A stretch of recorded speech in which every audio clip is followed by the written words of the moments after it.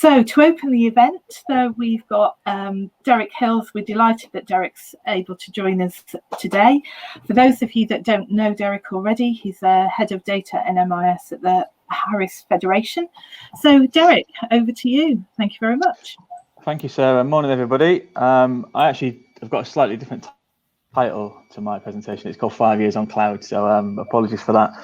And I've been asked to try and fill 20-30 minutes, which is a difficult one, because I think if someone asked me the question, how would you sum up 5 years on cloud, I would say, yeah, it's been great, saved some money, saved loads of time. Next question. I think it's, so I might go off topic a little bit, so if I do, and actually I can see the chat, so if anyone's got any questions, actually I prefer questions through the presentation as well. I know that some people think that interrupts their flow, but I don't have a flow, as you will see, unfortunately for you guys. So I'm very happy for you to ask questions as we go. So I'm going to start sharing the presentation, hopefully. Bear with me 1 second. So just a little bit about Harris, taken from our website. So just really briefly, for those of you who don't know, we opened our first school in 1991 and the second school in 2003. I joined in 2009. I think we had 6 or 7 schools. Don't quote me on that. It was 6, 7 schools, something like that.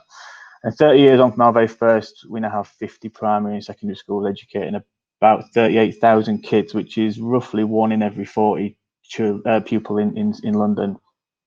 And then we're based in East Croydon, but obviously we serve the schools throughout London and Essex. And we, as you can see there, do a number of tasks on behalf of our academies. And like it says there, most importantly, our biggest aim is to improve educational outcomes and educational improvements. So it's a little bit about us. So my first slide, I'm going to take you back 5 years. I know that Ali said not to go over old ground, but I'm going to go over old ground because it's 5 years. So that's where I'm starting. So a bit about me, really. Massively tough to please, and I think that's a fair reflection on most MATs and most LAs. I think we've all got our own ways of working. We've got our own things that we the way that we want things to go. So, and I'll be honest with you, we went into this procurement 6 years ago. It will almost 6 years ago now, thinking that we were going to end up with Sims. And you know, why wouldn't we end up with Sims? Because I think at the time they had 85% of the market, and we used a procurement framework which was actually had quite limited choices on there as well. So I know now with things like G Cloud, people have got such a huge breadth of choice as well. So first point there was we really didn't know what was out there. I think people now are in a much more fortuitous position where we really do have such a broad range of MIS to choose from. We were really specific in what we wanted, and I think if I'm being honest with you, and I look back 5 years, nobody could really cope with the technical requirements that we wanted in terms of our assessments, and I'm going to skip a couple there. Particularly the shared sixth form virtual school that we had, which used to take up so much time to administer centrally on our previous solution, which was CMIS at secondary. And then the last one was our tender was based really heavily on features and capabilities, and it wasn't on price. And I was given a very clear directive that we would not accept any solution that offered less than what we already had. And I think that again, now anyone that's looking to change away from any of the old legacy MIS to one of the new modern cloud MISs, that's just not really a problem anymore. There is so much choice, particularly with Bromcom, for features and capabilities for you to access there. Again, another old slide, so I'm going to apologise because it looks like I'm rehashing an old one. But I'm just going to skip through these just to show you.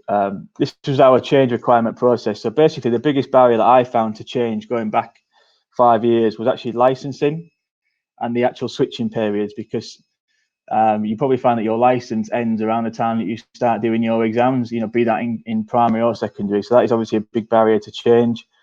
I've put in there, does the new MIS exceed the functionality of your current MIS? And I think that sometimes an MIS can miss out on this, because sometimes a MAT or an LA might use something that they already know and it works, and no matter what you show them, through a demonstration or through a procurement, a tender pack, they trust what they use. So that's a quite a difficult mindset to change. Collaboration was a big thing for us. So with any new MIS, basically want to engage with us and other educational establishments. And we were really lucky because ARC joined around the same time as us. And ARC have got a fantastic reputation for the way that they use their system. So it was brilliant to be doing it at the same time as them. But if you go to any MIS now or go and looking back 5 years and they think they've got the finished article, then I think they're ones to avoid. I think we should always be looking for any type of, be it MIS or EdTech, any people that strive to constantly improve their products. How much is it going to cost? And I don't just mean the actual license itself. I mean the actual total cost of ownership. So we at the time we used loads of third-party products to make it work as a complete solution for our schools. And then lastly, can they deliver on their promises? So we actually give Bromcom a task. I think I've said this a few times. At lunchtime one day I said, right, you need to migrate our biggest school. It needs to be ready by tomorrow lunchtime, and they did. And I think a big believer of putting your money where your mouth is, I suppose, is probably the phrase there. And then and it's like I made a point there. Moving to Bromcom 5 years ago was a massive leap of faith. They were relatively small. I think they probably only had about 40 schools at the time, but it's something that's paid off for us massively. So, and I would encourage anybody who's looking to move MIS to really explore in great detail, not just the financial savings, but also like the administrative savings and the system benefits that you get from moving to cloud are just incredible. This is a question. I said I've written on my notes. It's not a typical slide for a presenter because I'm actually posing a question to you. So if there's anyone on chat who's willing to participate in this, but what are the current drivers for change in the MIS market? And I'm not even sure what they are anymore. And one of the questions that I would have is, why is it not happening faster? So data that Josh Perry expertly puts together for us shows us that whilst there is a change, the churn away from the old, from SIMs is obviously the most obvious one. Doesn't seem to be that quick. It doesn't seem to be as rapid as one would imagine. As anything the pandemic has shown us is that we do need to have accessibility and cloud technology and the ability to work anywhere. And I find it quite hard to believe that it's not happening more faster. And I've heard a lot in the last 12 months that the early move to cloud was started by MATs and LAs, looking for consolidated data across their MAT. But I would argue that in 2016, 17, 18, possibly, I'm happy to be challenged on this, there wasn't really a MAT solution within the modern MISs. I don't think there was an off-the-shelf solution there. And you could obviously use things like Power BI or Tableau. And to steal one of Boris's terrible phrases, I don't think they were oven ready. You had to have some significant expertise to develop both of those solutions as well. So I would argue that MATs, whilst they were the obvious ones that were moving away, I don't believe that MAT consolidated data was the main driver for change. My clicks are out of sync, so I'm just going to. Added to that, there definitely was an increase in desire for better data, but again, is that one of the reasons that drives the change? This one, I would argue, 100% at the moment is the ability to work from home and access remotely. So I've always given this example. I actually did access Bromcom and supported a school through an inspection from the middle of Lake Como on a boat on my phone. So you just couldn't do that before. And my wife actually works in a sim school, and she's really struggled to access certain parts and to fulfill her duties during lockdown as well. So again, for me, that would seem like an obvious driver for change. And then the last two, I think they probably go hand in hand. Is when you do move to cloud, or you are moving away from the old solutions, are you looking to slim down your data ecosystem, and in turn, are you trying to drive better value for money? Because I think I've written a note here. When you look at your total cost of ownership, I think you can't just look at the license on its own. You have to look at the whole broad picture there.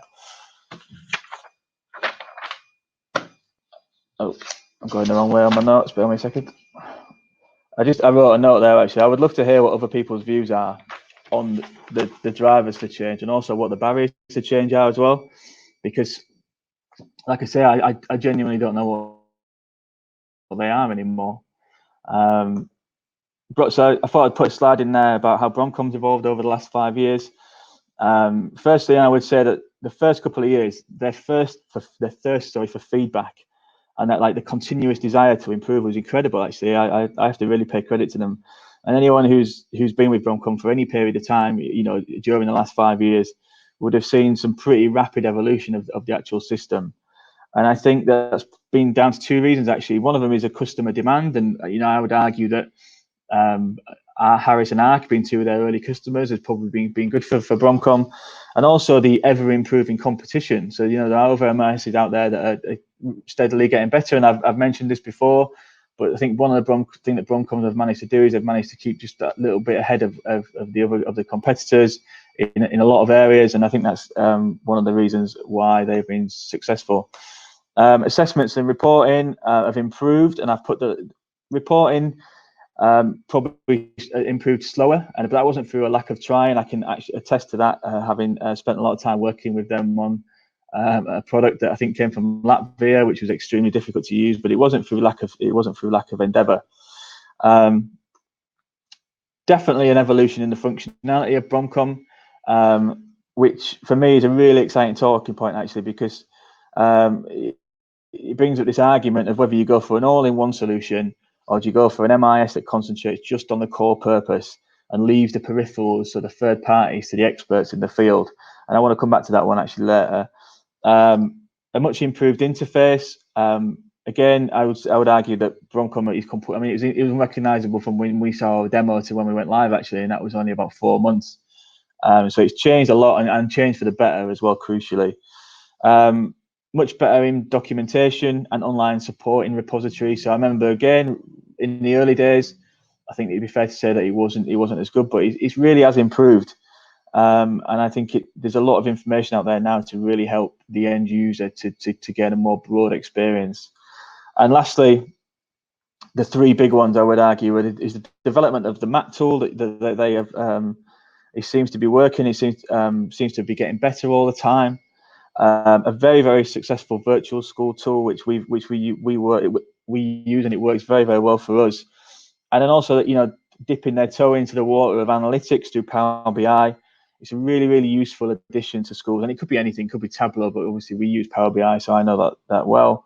But it's really useful to have that built in, because if you don't have those inbuilt solutions, if you don't have that in-house capability and resource to build it, having that already built in is massively advantageous. And we've got a question here from Rahil. Did you have any school staff who were hesitant? I think you could apply that question to any MIS. It doesn't have to be Bromcom. Yeah, definitely there was a lot of resistance. Not a lot of resistance, that's not fair. There was some resistance to change, but I think the way you get around that is by engaging with as many stakeholders as possible and showing them what their current solution is, asking them what wasn't good about it, and then showing them an alternative solution which hopefully would solve all their problems. So I think it's about taking them on that journey as well.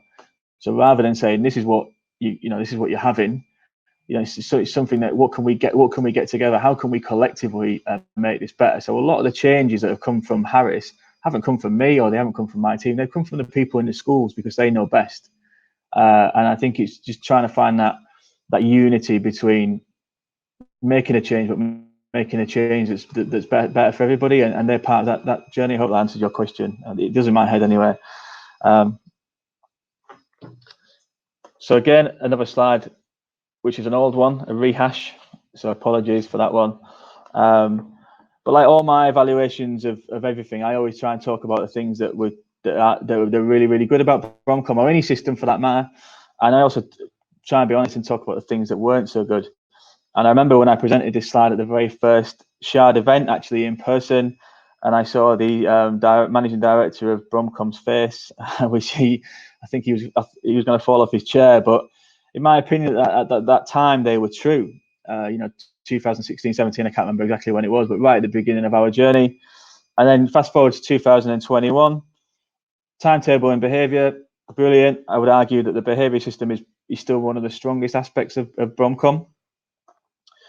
Anyone that uses the virtual school now outside of Harris, I'd just like to say that you're very welcome, because we had a few bumps in the road in the early days, but now it's a really, really solid piece of kit. And it saves us. So if I told you what we did back in 14, 15 and how we used to do that through CMIS, it would make your eyes water. You know, it's unrecognizable, the process now. The assessment module is again, I keep using the word, but it's unrecognizable to what it was. It doesn't just give us the flexibility that we need, but it gives us the ability as a central team to make changes at pace and at scale, so we can, make a really, really quick change, and we can push it out to all of our schools in one go. And again, that's completely from the early iterations of Bromcom, where it wasn't very good. It is very, very good now. I've put an amber one on here, which is not a negative, but it is much, much improved from what it used to be. But me, because I'm a massive data nerd, obviously I'd love it to be even better, but that's just me personally. I think it's definitely improved. The introduction of Power BI, like I said, and accessing some really, really clever analytics and things like the dashboard as well, that when you log into Bromcom now gives you access to some really, really good data. So it's massively improved, and the amber's only there because I'm just greedy, basically. I want more. And as with the above, the attendance reporting, sorry, massively improved. And I mentioned this, the landing dashboards now, you can see what's happening in your school as soon as you log in. So I think that's much, much improved. And the last one, it hasn't changed. So I think that's probably the one thing that holds Bromcom back, actually, is the timetable software. And I just think that I would argue, is there really a brilliant solution out there for timetabling that gives you everything that you need? If there is, I don't know it. And so I just think that's the next thing, the next part of the evolution of Bromcom. I've put a little slide in here about this mentality of, and my view on this changes quite a bit, actually. Someone's asked a question about Nova T. You can use Nova, but I'm not going to get into the technicals of this, but I think you can, but once it's imported, and someone from Bromcom will correct me if I'm wrong, you can't re-export it back into Nova and use that again. But again, I'm happy to be proved wrong on that one. So this is a really, really rough sketch of what I think is a potential data ecosystem. And apologies if it's out of date or I've missed anyone off. It's just rough. I just put it together. But there's lots of different systems out there that complement your existing MIS. And now the way that APIs are built, I'll come to you in a second, Mark. Actually, I'll do that one offline with you, Mark, actually, because that's probably quite a big question about the virtual school. The way that APIs work now and the third-party connectors, they work so well. But when you look at this model here, it does cost quite a bit of money, and you have to be really, really careful when you look at the true cost of the MIS. And what I've put here is just a couple of points. Is conversely, total cost of ownership. When you look at that, all-in-one might not be the cheapest solution. So I was a chair of governance until recently. My wife still works there in a local primary school.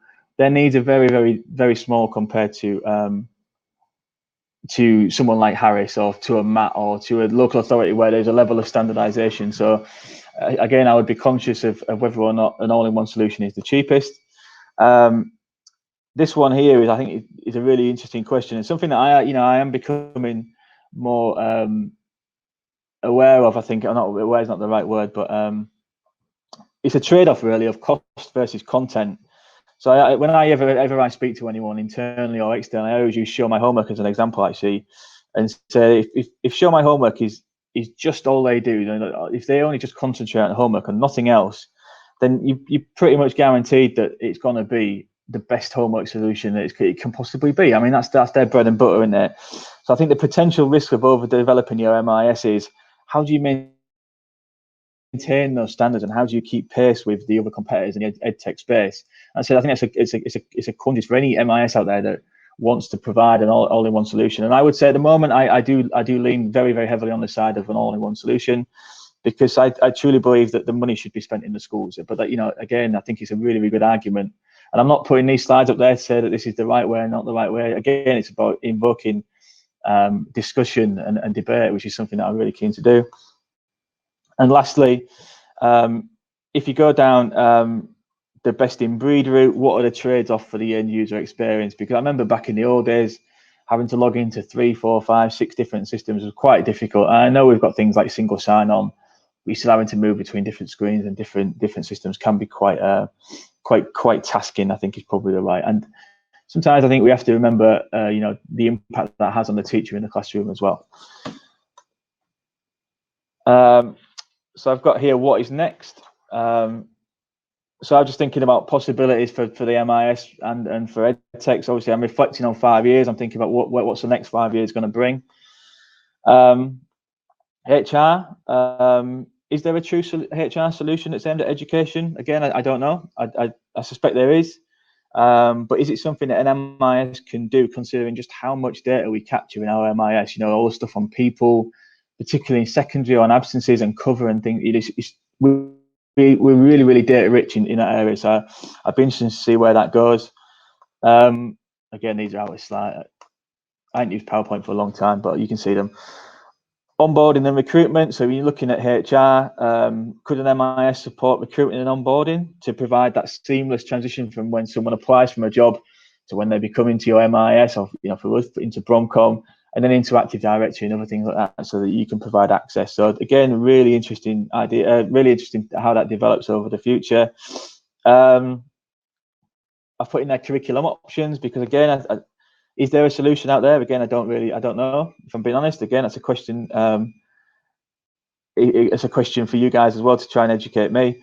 But I'm thinking more with things like when you're doing your options, you want to know the staffing implications. You want to know the impact on the pupil. How is that going to affect their and the school? Obviously, the progress rate. Are they going to fill all their buckets? What's the cost of these options in terms of the impact on the school?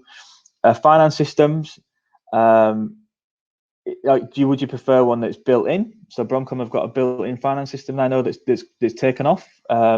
Or do you look for a finance system that is integrated? So, for example, one that integrates into FMS, which I know is a big player in the Mac market in particular, or PSF, sorry, or FMS, which is obviously the SIMS, I believe the Capita solution there. But anything you do with finance, you're looking at 1, 2, 3 years, maybe. It's not going to be a quick change, I wouldn't imagine anyway, particularly of a MAT of an established size.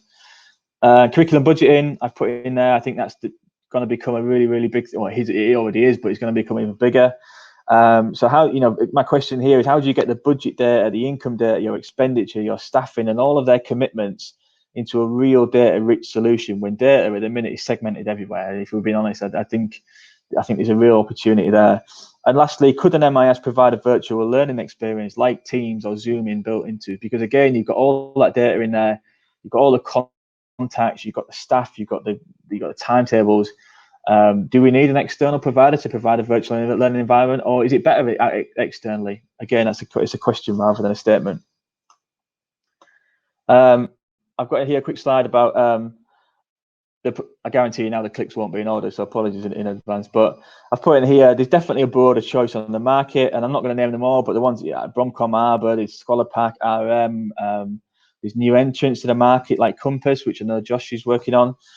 So there is now a really, really good choice for consumers. And for me personally, I'm still very much a big fan of Bromcom. But I'm sure that, again, the better the competition gets, hopefully that's going to make sure that Bromcom keep pushing and pushing and pushing to make sure that they remain at the top of the tree. I think it's safe to say now that all the modern MISs have a really, really slick migration and change management process, which is a million miles away from when we used to do the SIMS one, when you had to fill out about 25,000 spreadsheets and then import them all into SIMS, which it was very, very difficult, wasn't it? Now, so we're really fortunate, I think, as consumers now that this is a much improved process. I think this is what they're really interesting. I think increasingly we are seeing that people from education are actually starting to work in EdTech and in the MISs themselves, and actually building solutions that meet the needs that they know exist within the industry they come from. I know that Bromcom have made some really, really good appointments from education. So obviously Dan's one of them, and Scott, I believe, and other, and I know Arbor have as well. They've recruited some fantastic people, because actually I recommended a couple, so I'll take credit for that. And I came into education from finance, so it took me a while actually to fully understand what is the need of the teachers, and actually importantly what the needs of support staff are as well, because they're just no less important in the operations of a school. I've said this already, but things like Wand and Assembly, and actually the quality of the API in modern MISs now. I mean, when was the last time that anybody used a CSV? I can't remember the last time I did it, to be honest with you. So I just think we're really lucky that as a consumer, the market is so much better geared up for us. And lastly, not really market-wise, but we're really lucky that there's a strong network of peers. So, you know, something like this where we can all talk and look for honest feedback and insight. And I know Lauren, I don't know if she's on now, but she's speaking later. She's someone whom I respect very much, and I'm really fortunate that if she says something is quality, I don't really need to check. I just go and look at it because I know it'll be good. You know, and I rely on her and other peers across MATs, and you know, they know who they are without naming them. That I can go to and say, what are you doing? What are you doing that we aren't doing, so that we can continuously improve as well? So I think we're really fortunate for that. And then this is my last slide, I promise. So apologies if I've bored anyone. What has the last 5 years of cloud MIS brought? This is what I said to surmise. So not wanting to repeat myself, but I think the market is buzzing at the minute, and I think there's going to be a lot of change over the next 12, 36 months. So, you know, everyone that's non-SIMs, for want of a better phrase, is really going to push to be at the top of their game, because, you know, they're going to want to cement their place as being the main challenger to SIMs. So I think, again, as consumers, we're really fortunate that everyone's like moving at pace. Improved access to data. So it's definitely an improvement here. You know, all the modern MISs do this, and particularly we've been really fortunate with Bromcom in terms of the access to reporting and analytics. Improved solutions for MATs. And now, you know, again, I would argue that that's only been last 2-3 years. Someone asked me if that was a driver for change for us, and it was, but I don't think there was a great solution at that time. But when you look at something like, I don't know what they call it now, Map Vision or Vision X, but it just don't work. It works with Bromcom, it works with SIMs as well. So that must have brought benefits to MATs and LAs out there, you know, even those that aren't non-Bromcom customers. I've put here significant administrative efficiencies. That's a huge improvements for us here using cloud, you know, streamlined processes, really clever workflows, like the behavior system in Bromcom is really clever. And automated reporting as well has been really good for us. And one thing I didn't put in my notes actually was the ability to create something at the center and push it out to 50 schools in a click of a button has been very advantageous for us as well. And lastly, whatever your view is on all-in-one versus best-in-breed, there's absolutely no doubt that moving to cloud against the true cost of, you know, the old legacy MISs, so the licenses, the third parties, hardware, the admin time that you save, flexible working, remote access, I think it's inconceivable that you will not save money by moving to cloud MIS. So that's pretty much the last thing that I would argue on this subject. And when I look back over the last 5 years, I would say it's been a hugely beneficial move for us. And anyone that is thinking about moving to cloud or moving to Bromcom in particular, I would strongly suggest that you explore that further. And that's it for me.